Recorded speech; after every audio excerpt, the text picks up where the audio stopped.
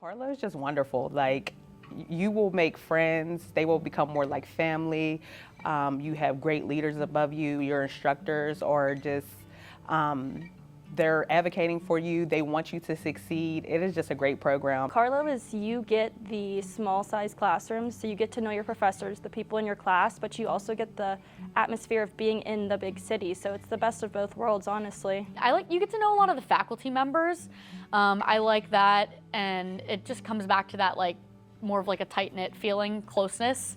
And that's something that I think I really value in a school, and I think it's made me feel more comfortable, more confident.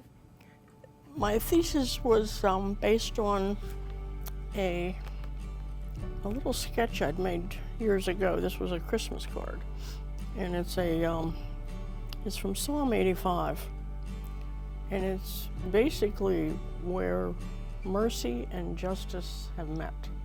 Mercy and justice have kissed. And I had drawn this in 2013. And so when I arrived here and these people said, this is what they're about, there was nothing else I could do but say yes, even though I was very sick and didn't think I was going to be able. And here I am again. They have taught me that